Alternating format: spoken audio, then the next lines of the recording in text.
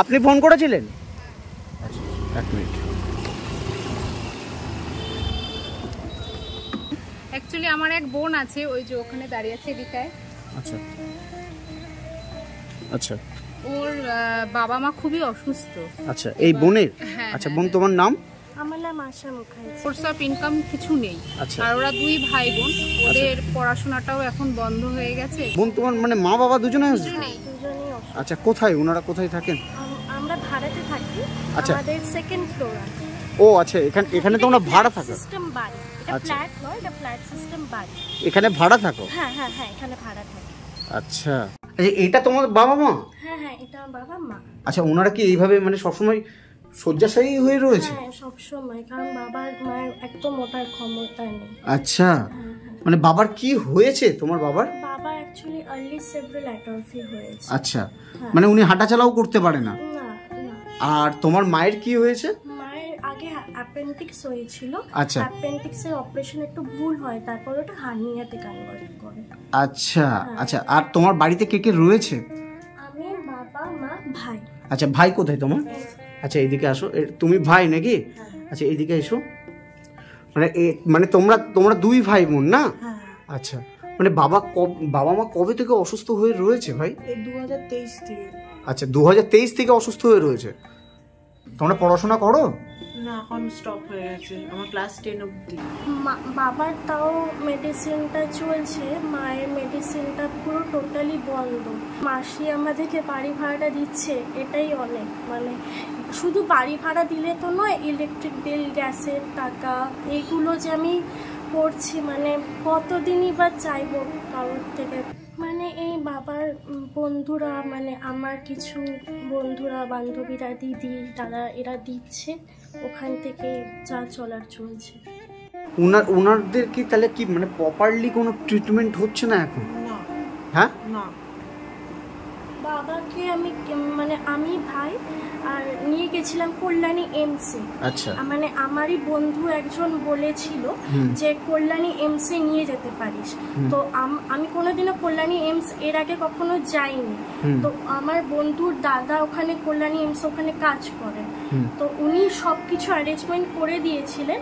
তারপরে আমি নিয়ে গেছিলাম ওখানে, নিয়ে যে বললো যে 2 মাস পরে এই কিছু ওষুধ আর কিছু টেস্ট লিখে দিয়েছিল। 2 মাস পরে মানে আগস্টে নিয়ে আসতাম, কিন্তু ওষুধ তো এখন মানে শেষ হয়ে গেছে, টেস্ট কিছুই হয়নি, কি করে নিয়ে যাবো? এইভাবেই সব সময় শুয়ে থাকেন? হ্যাঁ, মানে আমি তো চলতে পারি, কিন্তু বসতে একদমই পারি না, এই জন্যই আমাকে শুয়ে থাকতে হয়। আচ্ছা আচ্ছা আচ্ছা, মানে দাঁড়িয়েই, মানে যা কিছু করবো আমি দাঁড়িয়েই করতে পারি, মানে বসতে পারি না, একমাত্র শুয়েই। আর তাও মানে শুতে গেলে চারিদিকে বালিশ পাশ, এই পাশ করে। মানে ছোট ছোট বাচ্চাগুলো, ওদের পড়াশোনা, খাওয়া দাওয়া কিছুই ঠিকঠাক? আর কি বলবো বলে, মানে কি বলার বাচ্চা, আমার এমন হয়ে গেল, মানে ভাবতেই পারিনি যে এক তো না টাকা পয়সা নেই, অসুখ বিসুখ খাবো কি, খাওয়া দাওয়া খাবো কি, ইলেকট্রিক বিল দেবো, কি করবো বুঝতে পারছি না। মানে চাপে পড়াশোনাটাও নষ্ট হয়ে গেল আমাদের জন্য, কি করবো মানে কি বলবো, আমিও অসহায় হয়েই আপনাকে ফোন করেছিলাম। কারণ কি, এই মেয়েটির লাস্টে এমন একটা ডিসিশন নিয়েছে, কি বলবো, মানে সুইসাইড অ্যাটেম্প করার ডিসিশনও নিয়েছে। এটা আমি জানি। কেন? মানে এরকম একটা পরিস্থিতি, মা বাবা শয্যাশায়ী, ভাইয়ের পড়াশোনা বন্ধ, নিজেরও পড়াশোনা বন্ধ, ও এত সুন্দর গান করতো সেটাও বন্ধ হয়ে গেছে। মানে কি বলবো, আমার খুব খারাপ লেগেছে। খুব। কেন বোন এরকম কেন? মানে সত্যি কথা বলতে গেলে আমি কোনোদিনও মানে শো করতে যাওয়ার সময় বাবাকে নিয়েই যেতাম। মানে বাবাই আমার যা গাছ বলবো আর কি।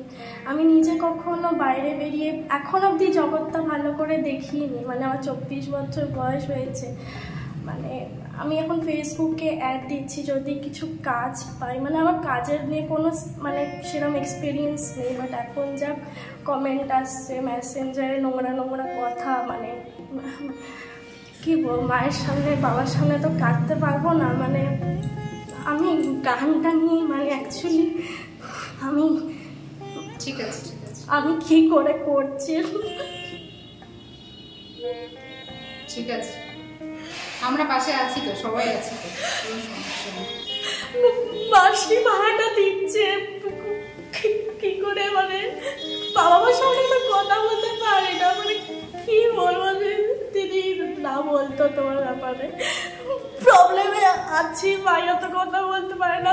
ভাইয়ের নিজের থেকেই পড়াশোনা মানে ছেড়ে দিল, মানে কি বাড়ির লোকের টানা মারছে, পয়সা দিত রিলেটিভসরা, কাকা কাকিরা প্রবলেমে আছে।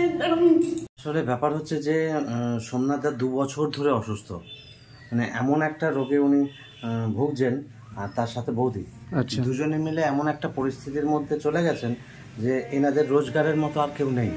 রোজগার করবে কে?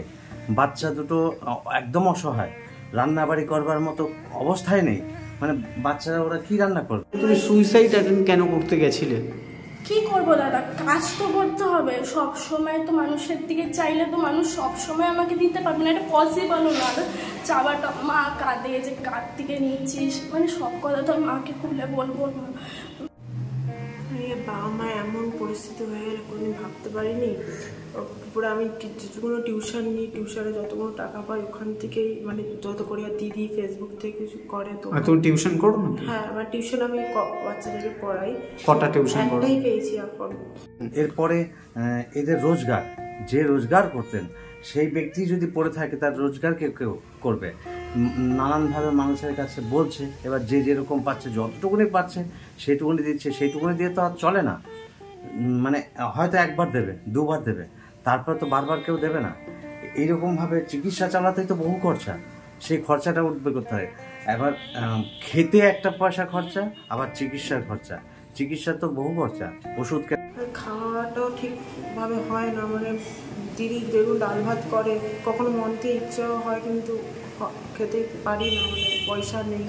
দোকানে দোকানে যাচ্ছি দাদা, নিজের সিভি জমা করছি, যদি কোনো একটা কাজ হয়। আমার পড়াশোনা করার খুবই ইচ্ছে, কিন্তু বাবার এই পরিস্থিতি একদম পারছি না করতে। খাওয়া দাওয়া তো দূরের কথা দাদা, মানে ভাই ভালো মন্দ খেতে চায়, মাছ মাংস কি করে খাওয়াবো? বাবার ট্রিটমেন্ট করানোর আছে, কি করব দাদা? ডাক্তার বলেওছে যে বাবাকে একটু প্রোটিন জাতীয় জিনিস খাওয়ানো, বাট কী করে হবে কিছু বুঝতে পারছি না। ভাই আমাদের কিছুদিন আগে মাংস খেতে চেয়েছে, বাট দাদা এটাও তো বুঝতে হবে, ওকে যদি মাংস এনেও দিই ওই টাকায় তো বাবা একটা হরলিক্স ফল হয়ে যাবে। কী করে করবো? ভাইয়ের মাংস আনবো নাকি বাবার ওষুধপত্র, কী করবো? তোমার বাবা কি করতেন? বাবা একটা স্কুলে HR ম্যানেজার ছিল। মানে বাবা শয্যাশায়ী হওয়ার পর থেকে তোমাদের পড়াশোনা এগোয়নি? না না। হ্যাঁ, পড়াশোনা ওখানেই বন্ধ হয়ে গেছে। আরে মানে কতটুকু কষ্ট। হ্যাঁ, তুমি তো একজন ভালো সিঙ্গার ছিলে। আগে আগে কোথায় গান করতে? আমি অনেক প্রচুর জায়গায় শো করেছি। আচ্ছা, মানে সত্যি আমার নিজেরও খারাপ লাগছে যে এই ছোট ছোট বাচ্চাগুলো, মানে ওদের বাবা মা কিভাবে পড়ে রয়েছে এখানে। হ্যাঁ, মানে এইভাবেই থাকে। হ্যাঁ হ্যাঁ ভাই, মানে অনেক দিন ধরেই এরকমভাবে পড়ে রয়েছে, কোনো চিকিৎসাও হচ্ছে না। হ্যাঁ বোন, একদম কিছু হচ্ছে না। হ্যাঁ না কিছু হচ্ছে না। তুমি এখন আমার মানে আমাদের আশা, মানে কি বলবো, মানে তুমি একটু দেখো দাদা, মানে বাবা মা যদি ঠিক হয়ে যায় না, মনের জোর পেয়ে যাব, মানে কিছু না হলেও মানে মনের জোর পেয়ে যাব আমি, মানে বাবা মা ঠিক আছে, বাবা মা সুস্থ আছে। আচ্ছা বোন, এখন তোমার কি প্রয়োজন আছে বোন? দাদা বাবা মার ট্রিটমেন্ট, মুদিখানাতে কিছু সামান, খাবার আর ইলেকট্রিক বিল, গ্যাস, এগুলো প্রত্যেকটার প্রয়োজন। হ্যাঁ। আচ্ছা বোন, এখানে দেখো তো কত টাকা আছে, একটু গুনে নাও। আমি যে টাকাটা দিলাম এটা দিয়ে তোমরা মুদিখানা সামগ্রী আর ইলেকট্রিক বিলটা দিয়ে দিও। হ্যাঁ ঠিক আছে, এটা দিয়ে চালাও, আমি আবার পাঠাবো। হ্যাঁ বোন, আর তুমি কি বলো ভাই, তুমি তো টিউশন করছো, করো, আমি যতটুকু পারবো তোমাদের পাশে রয়েছে, ঠিক আছে?